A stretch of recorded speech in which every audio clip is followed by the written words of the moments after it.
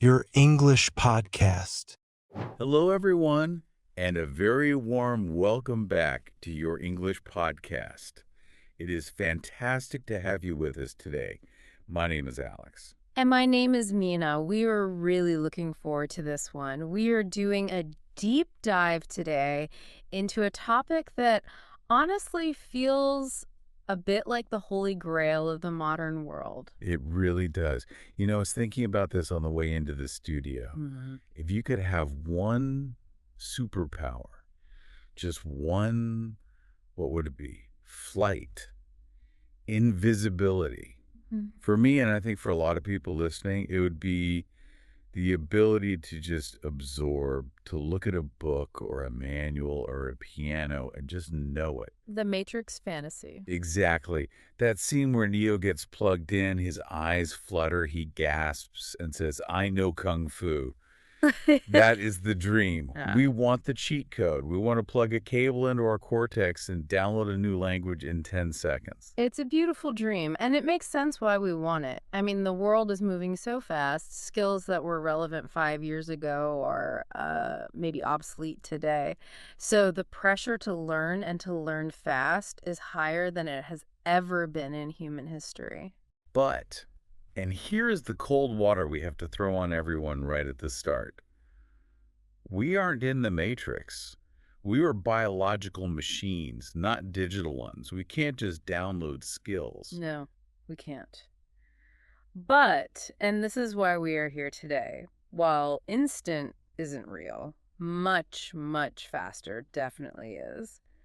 The gap between how the average person learns and how a super learner learns is, well, it's massive.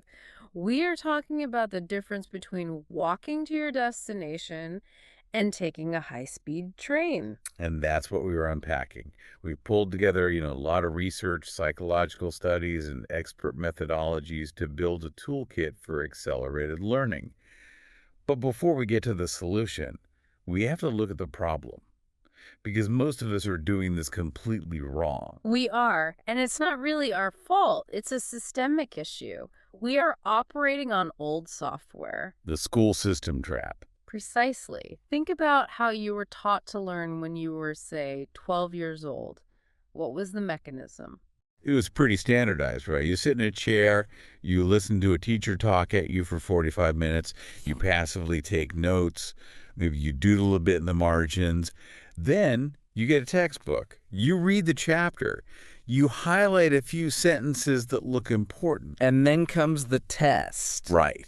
The test is looming. So 2 days before, the panic sets in. Yeah. You enter crisis mode. You drink 3 cups of coffee, stay up until 2 a.m., and you cram. You force feed your brain dates, names, formulas, vocabulary lists. You just shovel it in. And it works, right? Usually you pass the test. You get the A, maybe a B. You feel great. But then 3 days later, It's gone. vaporized. If you asked me a week later to explain the material, I'd stare at you blankly. That is the fundamental failure of traditional education. It prioritizes recognition over recall, and it prioritizes short-term holding over long-term retention. We were trained to pass exams, not to acquire skills. That process creates the illusion of competence. You think you know it because you recognize the answer on a multiple choice sheet, but you haven't actually built the neural pathways to use that information in a novel situation. That distinction is huge. The illusion of competence. I think a lot of us carry that into adulthood. We read a business book, we highlight it, and we think, okay, I've learned that. But we haven't. We've just looked at it. Exactly. We confuse consumption with learning. Watching a YouTube video on how to fix a sink is consumption. Fixing the sink and failing and getting water all over the floor and trying again, that is learning. So our mission today is to break that cycle. We want to give you, the listener, a way to move from that passive, low retention model to a high velocity, high retention model. We're going to cover what to learn, when to learn, how to practice, and the biological hardware you need to support it. We are going to turn you into a learning machine. Let's start with what, because I think the biggest barrier for people isn't necessarily laziness, it's overwhelm. If I decide today I want to learn Spanish or I want to learn Python coding, the sheer volume of information is terrifying. Where do you even start? This is where efficiency comes in. If you try to learn everything, you will end up learning nothing. You have to be ruthless.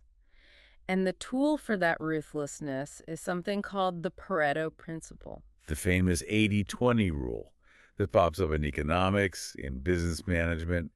Explain how it fits into learning French or playing the guitar. Well, the principle states that in almost any distribution, 80% of the effects come from 20% of the causes. In business, 80% of your sales come from 20% of your clients. In learning, it means that 80% of your functional competency comes from mastering just 20% of the material. So you're saying I can essentially ignore 80% of the subject matter, at least at the start. Ignorance is a strong word, but yes, you can deprioritize it. Let's look at language learning because it's the cleanest example. The English language has hundreds of thousands of words. If you pick up a dictionary and start at A, trying to memorize everything, you will burn out before you get to abacus. And knowing the word abacus isn't going to help me order a coffee or ask for directions. Exactly. Linguists have found that in almost every language, the top 1,000 to 2,000 most frequently used words account for about 85% to 90% of all daily conversation. That is a staggering statistic. Just 2,000 words gets you 90% comprehension. Roughly, yes. So the smart learner, the Pareto learner, identifies that list first. They don't learn the word for thimble or shoelace or bureaucracy in week 1. They learn go, want, food, where, who. They focus exclusively on the high-frequency material. They get to functional fluency in 3 months, while the traditional learner is still memorizing a list of farm animals they will never discuss. That makes so much sense. It's all about utility. It's like, if I'm learning to code, I shouldn't try to memorize the entire syntax library of a language. Right.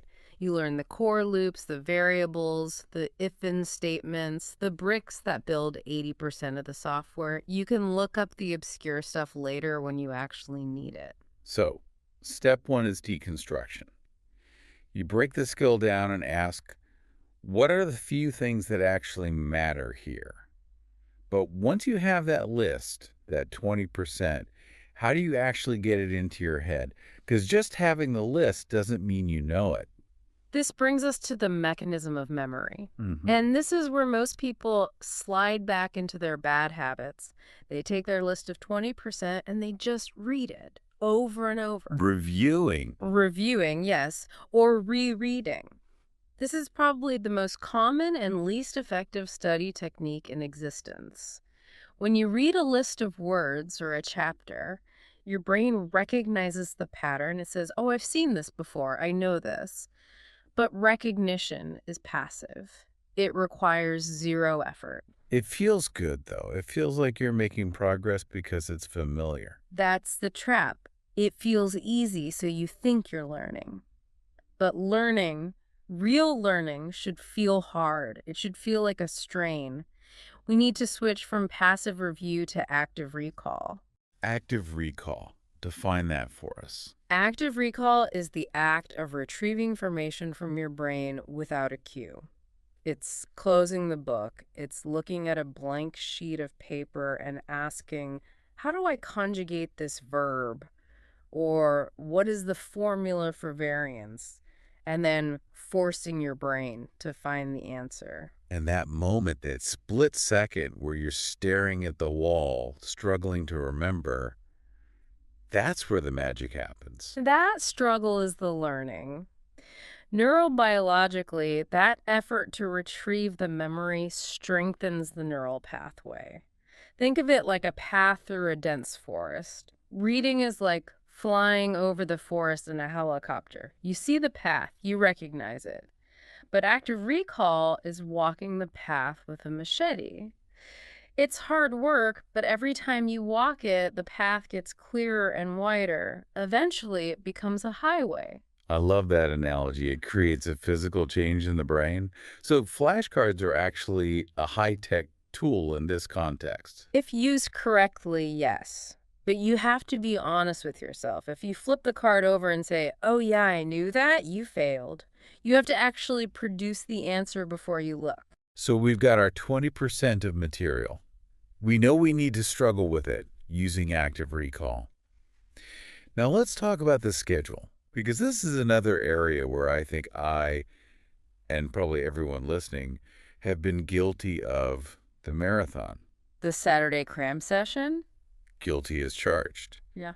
I'll decide, okay, I'm going to learn video editing. I clear my schedule for Saturday.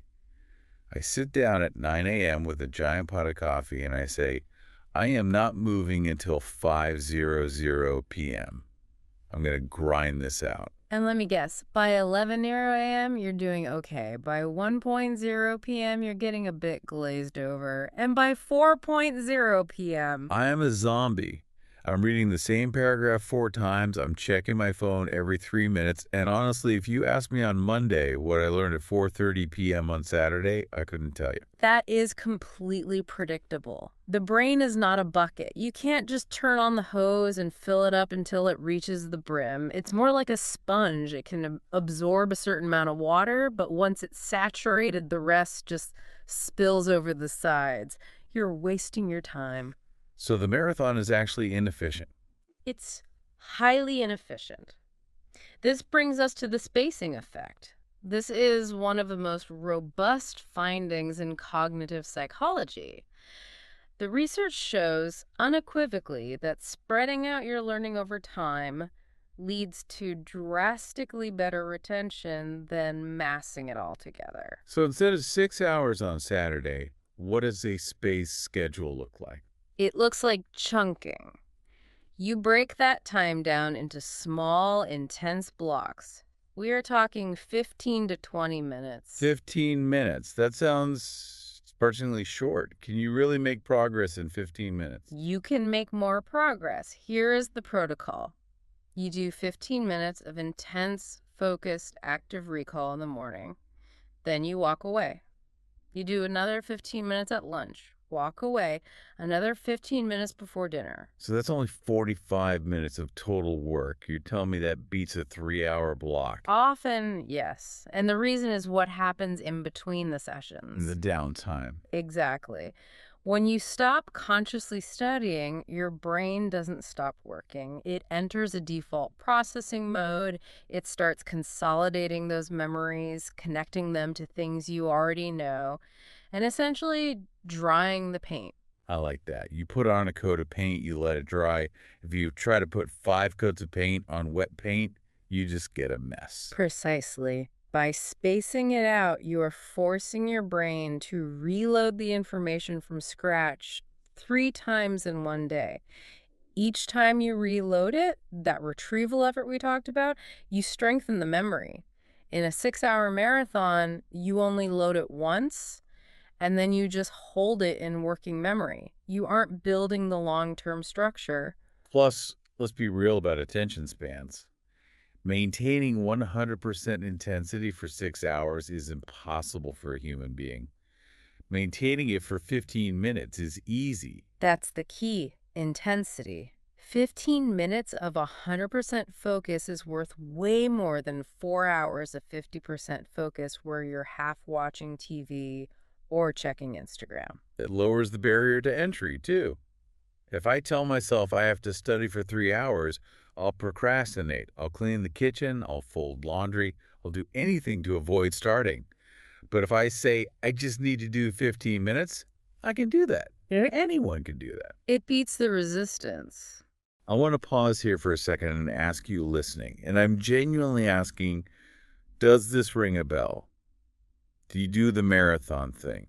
Do you wait until the weekend to try and cram in a hobby or a skill and then beat yourself up when it doesn't stick? I know I've done it for years. It's a hard habit to break. We culturally value the grind. We think suffering for 8 hours means we worked hard. But we want you to work smart, not just hard. So, if you're enjoying this deep dive and you want to make sure you're getting these kinds of insights on how to optimize your life, please make sure you're subscribed. It really helps us keep these deep dives coming, and we have a lot more of these planned. Absolutely. Okay, so we have the core 20%, we have the win-spaced intervals. Now we need to talk about the how, because you mentioned earlier that practice isn't enough. People say practice makes perfect, but that's not actually true, is it? No, practice makes permanent. If you practice bad technique, you will become perfectly bad at it. And if you practice what you already know, you aren't learning, you're just maintaining. This is the difference between going to the driving range and hitting balls versus actually learning to play golf. Exactly. Most people go to the range, they pull out their favorite club, the one they hit well, and they smack balls for an hour. They leave feeling great. Wow, I hit those really well. Ego boosts. Total ego boost. But they didn't get any better. They just rehearsed what they could already do. To learn fast, you need deliberate practice. Deliberate practice. This is a term from K. Anders Ericsson, right? The 10,000-hour rule guy. That's the one. Deliberate practice is different from regular practice in two ways. First, it is highly specific. You aren't just playing tennis. You are working on the tossed ball height for the second serve. You are micro-targeting a specific mechanism. And second, it focuses on your weaknesses. You have to operate at the edge of your ability, the stretch zone. If you are getting 100% of the answers right, you are in your comfort zone. You aren't learning. You need to be in that space where you are getting maybe 50% to 60% right, where you are failing almost as much as you are succeeding. that's physically uncomfortable. No one likes to feel incompetent. That's why most people don't learn fast. They avoid the discomfort. But if you want speed, you have to hunt for your weak spots. If you can't roll your R's in Spanish, don't read the rest of the sentence. Stop. Spend your 15-minute block doing nothing but vibrating your tongue until you look ridiculous. It requires checking your ego at the door. You have to be willing to look foolish even to yourself. Completely. Is there a technique to help with this? Because sometimes it's hard to even know what you don't know. You have blind spots. One of the most powerful accelerators, and this is a favorite of physicists and high-level thinkers, is the teacher method, or the Feynman technique. Named after Richard Feynman, the Nobel Prize winner. Right. The idea is simple. You cannot explain something simply unless you understand it deeply. So, to test your knowledge, try to teach the concept to someone else. And if you don't have a willing victim, teach it to an imaginary classroom. Or better yet, record yourself. Pull out your phone, hit record, and try to explain the concept of photosynthesis or macroeconomics or whatever you were learning in simple terms for 5 minutes. listening to your own voice is painful. It is, but it's revealing. You will hear the hesitation. You will hear where you use filler words like, or you know. Those hesitations are the gaps in your knowledge. They are the red flags showing you exactly where you need to go back and study. That is a great diagnostic tool. If you can't say it simply, you don't know it. Exactly. And while we're talking about recording and speaking, this touches on another pillar of accelerated learning, the multisensory approach. We're talking about engaging more than just your eyes. Right. Traditional studying is very visual reading text. But the brain builds stronger memories when it has multiple hooks or anchors for a piece of information. So don't just read, read aloud. That brings in the auditory system. Yes. Now you're seeing it and hearing it. Then write it down by hand. Handwriting, not typing. Specifically handwriting. There is neuroscience that shows the complex motor skills required to write letters by hand engage a different part of the brain than the simple tapping of a key.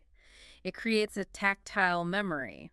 So if I read it, say it, and write it, I've got 3 different neural pathways pointing to the same piece of data. Exactly. You are tripping the circuit from multiple angles. It makes the memory much stickier.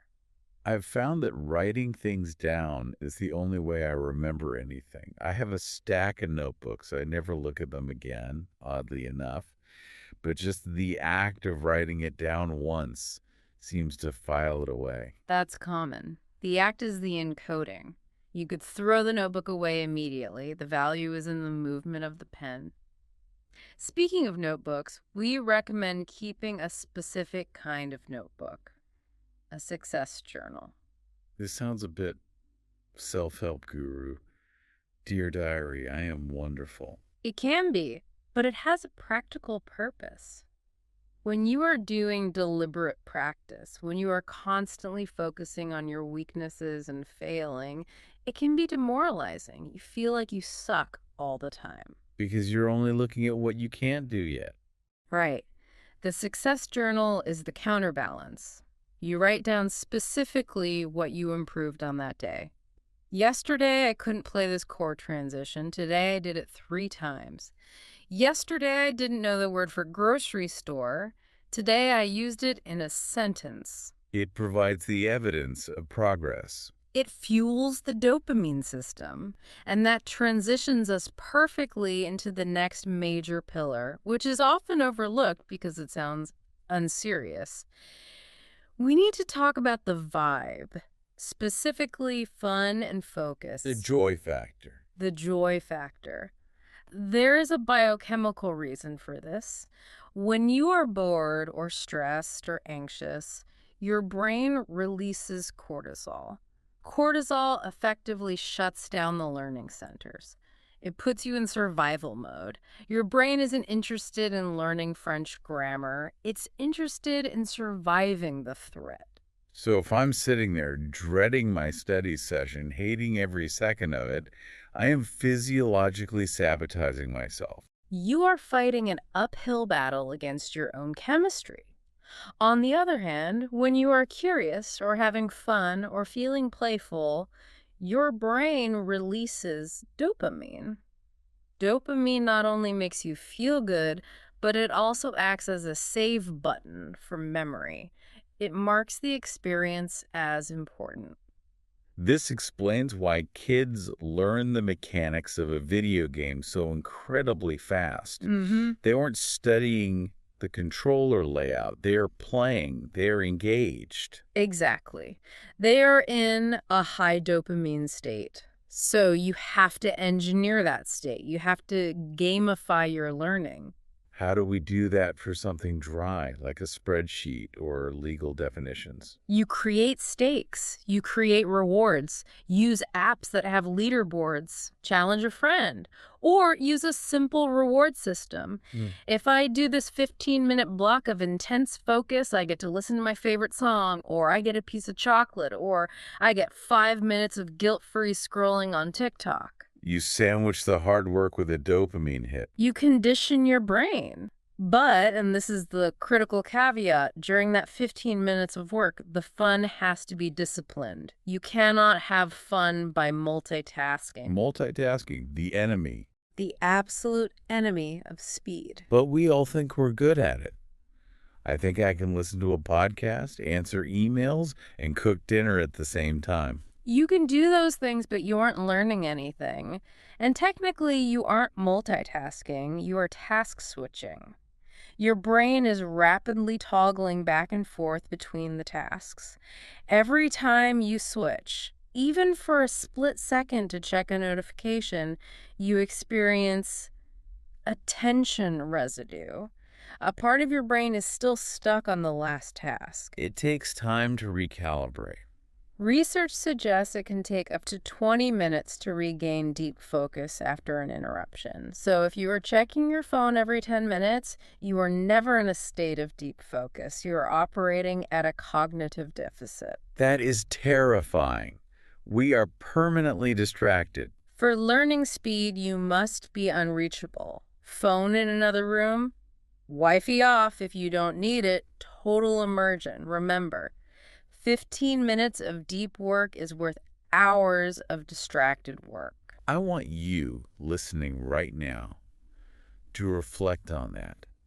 When was the last time you did anything for 15 minutes without your phone within arm's reach? It's harder than it sounds. If you find these tips helpful for your own personal growth, by the way, consider subscribing. It really helps us keep these deep dives coming. It really is a detox. Okay, we're coming into the final stretch here. We've covered strategy, schedule, technique, and psychology. But we have to address the hardware, the biological machine. Because you can have the best software in the world, but if the computer is overheating and the battery is dead, it won't work. We need to talk about sleep. I feel like sleep is the first casualty of ambition. When we want to get ahead, we say, I'll sleep when I'm dead. We trade sleep for more hours of work or study. And that is, without exaggeration, the worst decision you can make for learning. Sleep is not a passive state where the brain shuts off. Sleep is an active metabolic state where the brain is working harder than when you are awake. What is it doing? It's doing file management. During the day, you are gathering data. It's sitting in your hippocampus short-term storage. It's fragile. If you don't sleep, that data is flushed away. During sleep, specifically during deep sleep and REM sleep, the brain moves that data to the cortex long-term storage. It consolidates it. It connects it to other ideas. So sleep is the save button. Yes. If you study for 4 hours and then sleep 4 hours, you might retain 30% of it.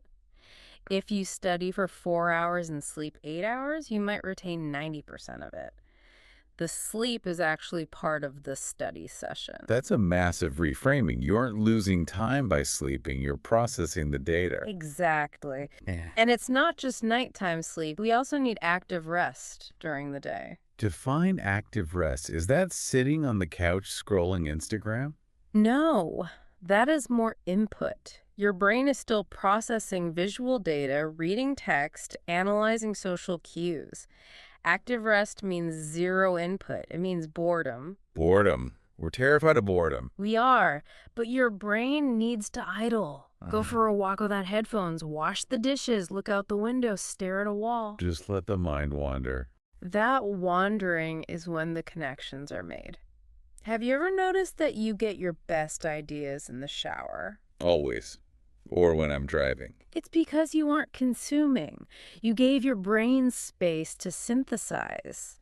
If you fill every spare second with a podcast or a tweet, you never give your brain the silence it needs to connect the dots. So staring at a wall is a productivity hack. I like that. Yeah, it really is. Finally, we have to touch on the fuel that drives this whole engine. We have the car, we have the map, but we need the gas. And that is mindset. The growth mindset. This is the work of Carol Dweck. How does it apply to speed learning? It's the difference between I can't do this and I can't do this yet. It sounds like a semantic trick, but it changes brain chemistry. It changes behavior, which changes the brain. If you believe your intelligence is fixed, I'm just bad at math, I'm not a language person, then when you hit a struggle, you quit.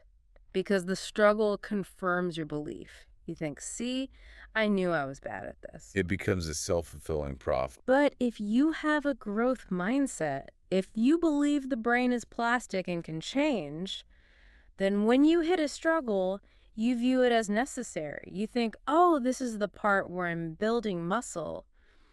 You persist. And because you persist, you learn. So believing you can learn is a biological prerequisite for learning. Effectively, yes. You have to act as if you are capable, even if you don't feel like it yet. Positive affirmations, keeping that success journal, these aren't just feel-good fluff. They are tools to keep the engine running when the road gets steep. We have covered a massive amount of ground today. This really is a toolkit for mastery. It is. Let's do a quick recap of the pillars. Okay, let's list them out. Number 1, reject passive learning. Don't just read and highlight. You need to produce, not just consume. Right. Number 2, the Pareto principle. Find the 20% of the material that gives you 80% of the value. Be ruthless about what you ignore. Number 3, the spacing effect. Kill the marathon. Break your study time into 15-minute chunks spaced throughout the day to maximize retention. Number 4, deliberate practice. Don't practice what you know. Target your weaknesses. Embrace the struggle. And use the teacher method to find your gaps. Number 5, multi-sensory input. Write it, say it, hear it, get more of your brain involved. Number 6, the vibe. Maintain high focus, no phones, and keep it fun to keep the dopamine flowing. And finally, biology. Sleep is non-negotiable. It's when the work gets saved. That is the recipe. If you apply even half of these, you will learn faster than 99% of the population. So here is our challenge to you, the listener. This is a lot of information. Don't try to change your entire life tomorrow. Don't try to do all of this at once. Right. Pick one thing. Maybe tomorrow you just try the 15-minute timer. Or maybe you try explaining a concept to your cat. Just start with one change. And we want to hear how it goes. Which of these resonates with you? Have you tried the spacing effect? Did you try the teacher method and realize you didn't know anything? Let us know in the comments or reviews. We learn from you guys as much as you learn from us. We really do. We love hearing those success stories. Well, I feel faster already. I think I'm going to go learn something new right now. Maybe. Juggling. I feel like I could learn to juggle in 15-minute intervals. Start with 2 balls. Don't overdo it. Good advice. Thank you all so much for listening to your English podcast today. It has been a pleasure diving deep with you. Take care, enjoy your learning journey, and see you in the next deep dive.